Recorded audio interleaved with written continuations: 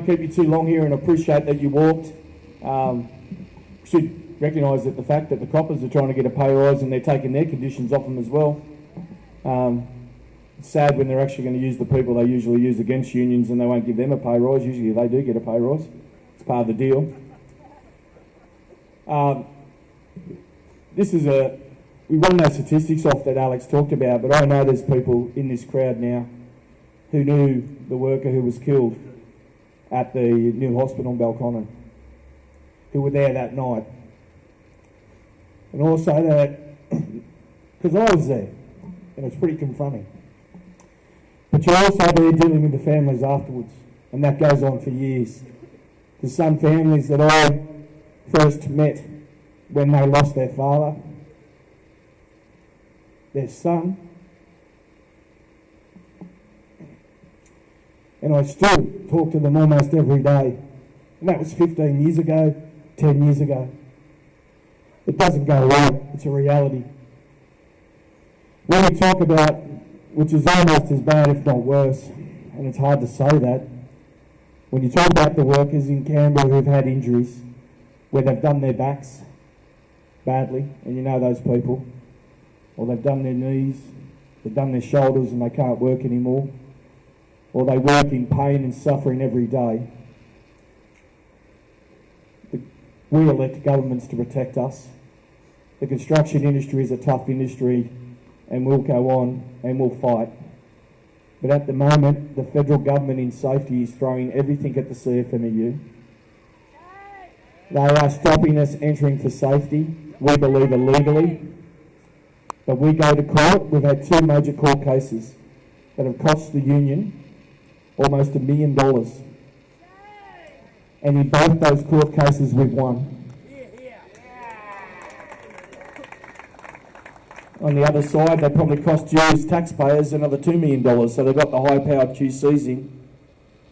They hauled us before the court and challenged us on safety and challenged our right to provide a safe workplace for our members, for the rest of the construction industry and the community. And they challenged us on that, and they used ACT workplace laws in safety to attack us. That's right, it is a shame, and that's what we want changed.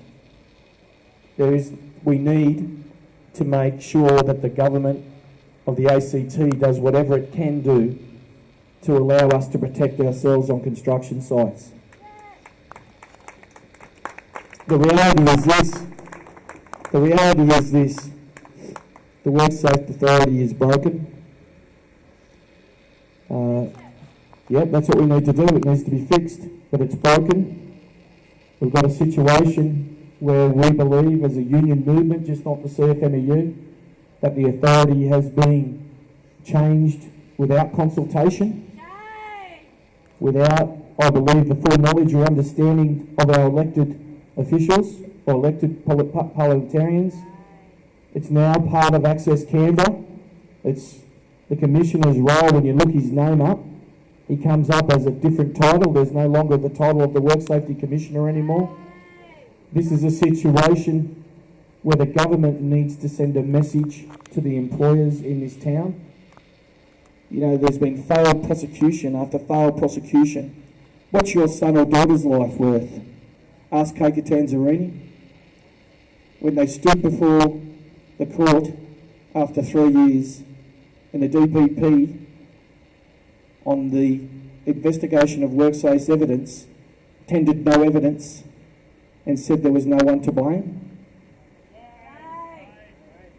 The Barton Highway bridge collapse, where 12 construction workers were hauled off in ambulances. One worker had his hands degloved, like the skin taken off all his hands. Another worker suffered 4 vertebrae fractures and has never worked manually ever again. Numerous other workers have suffered psychological complaints from the event that they'll never work in construction again. And that's another failed prosecution. Is there no one to blame? What message are we sending multinational companies? These companies that come to Canberra that do these jobs are $1 billion companies or more. They generate massive profits. They come to our town and do jobs. And unfortunately, and terribly, and tragically, they kill and lame us. They kill and lame us. And they walk away with their profits and without prosecution. The time has come that the government must stand up. It must send a message. It must re-establish an independent work safety commissioner. That commissioner must have independence as an authority over the inspectors, and those inspectors must be told what their primary duty is. Because the problem is this: when you talk to these inspectors and you see them behave, they think their primary job is to look after bosses. Correct. We've been on building sites and they've said to us, is the employer happy to have you here? No, well, they're doing a safety inspection. He's not happy to have us there, but the Act allows us to be there. They said, well, there's the ABCC are telling us something different. Then you turn around and you say to those same inspectors, we have a legitimate role to be here, and they tell us that the CFMEU has no legitimate role in safety because we only use it as an industrial relations tool, and we're bullies. This must stop. That's the propaganda of the extreme right of the Liberal Party, who are interested in casting you aside, killing you and injuring you for profit. It is bullshit, and it's got to stop. Now, I would say that I recognise that Beck Cody, Michael Pedersen and Rachel Stephen-Smith have come out. And to their credit, Rachel is the Workplace Relations Minister and also the OH&S Minister. And to their credit, and I think Yvette's there too, sorry. Oh, and Carol McCuna from the Greens is here too. And to your credit, I've got to say this.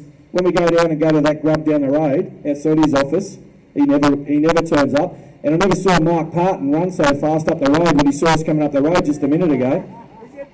Yeah, oh yeah, probably is. I won't repeat that one, but anyway, it's probably Jewish in his terms. You know, I've seen that bloke heard that bloke on radio many years contradicting himself. Now that's another story.